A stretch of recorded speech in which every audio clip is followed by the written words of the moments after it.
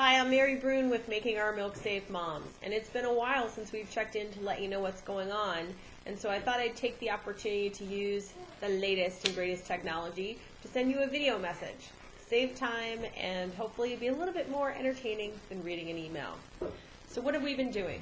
Well, over the past year, we've been doing a lot of thinking, actually, which might not sound like much, but it is. In this economy, we've really had to assess where our strengths and weaknesses are and what the best use of our time and money would be in the environmental health movement. And so we've come up with a couple of ideas for how to sort of shift our focus away from the consumer product angle that we've been focusing on in the past to something that's a little bit more inclusive and maybe makes the best use of our strengths as an organization and as a very small organization with limited budget and resources. So one of the things that we've decided is that one of the issues with our focus on consumer products is that it really depends on the access to alternatives, whether or not people are able to reduce their exposures to certain toxins. For example, safe beauty products is one example. Non-toxic baby bottles, although they're becoming more widely available, throughout the country, that's not as much of a problem. But one of the things we thought of is focusing our attention on air, food, and water as something that everyone, everywhere, should have access to: healthy food to eat, clean water to drink, and clean air to breathe. That's sort of like baseline, basic rights, we think, for everyone. And so if we can take a look at the toxins that are ending up in mother's milk and tracing them back to those areas of air, food, and water, and giving support to organizations that are already doing work on the ground in those areas, then that might be the best use of our time. And actually provide some grassroots support for organizations that might not have the resources to do that kind of work on their own.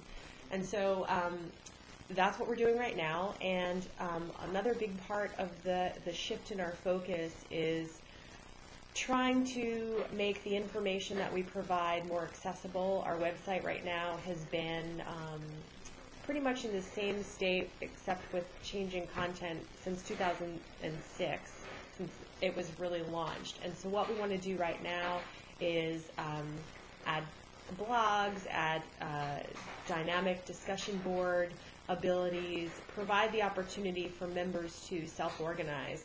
We have many requests a month for how to start a local group in a particular area, and up to now, since it's pretty much me and Mom Central, with my two kids, one of whom is dumping animal crackers all over the floor right now, it's been a bit of a challenge to stay on top of that. So one of the things we thought of that might help people get involved is to provide an online resource for people to find the moms in their area, link up, create their own mom squads, and determine on their own, sort of in those areas of air, food, and water, which local issues they'd like to tackle.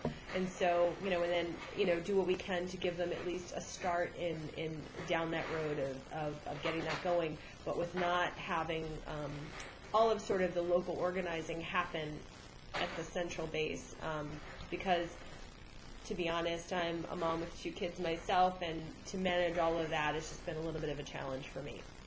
So those are the two primary sort of areas of focus that we're shifting. So what we're doing right now, what I've been doing, is trying to raise money to support this change in our work.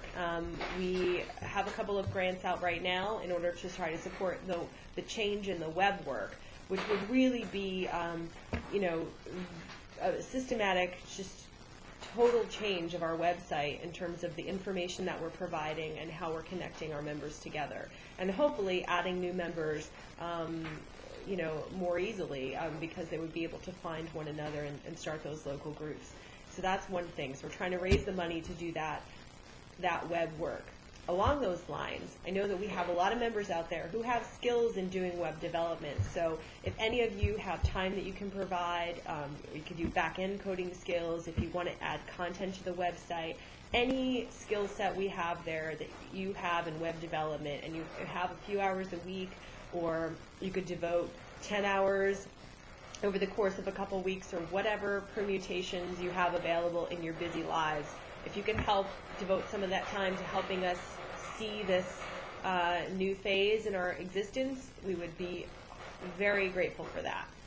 And the other part of it is really just reaching out to organizations that are currently doing the work in these air, food, and water issue areas, and letting them know that our members who are available, and this is, will be a little bit easier to organize once we have this new web tools up in existence, is letting them know that if they need people to write letters, or if they have, I think he's calling for a banana now.